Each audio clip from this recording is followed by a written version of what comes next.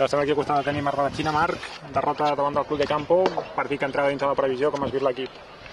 Bé, bueno, jo crec que podríem haver estat una mica més centrats, però bueno, a l'últim moment ens hem descentrat una mica, els últims minuts.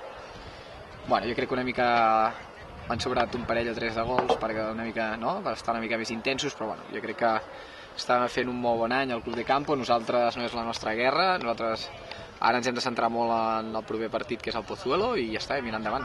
Creus que el partit de la setmana que ve és ja autèntica final per l'equip, un partit amb un rival directe, que això ho fa això? Sí, no hi ha més. Si volem salvar la categoria hem de guanyar el Pozuelo a casa, anar a Canàries i fer un bon partit i també treure un resultat positiu, i no ens queda un altre, vull dir que és una final, com tu dius.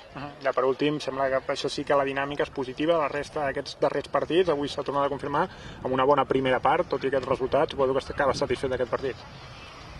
Sí, no del tot, perquè a mi no m'agrada acabar els partits amb aquest regust, no?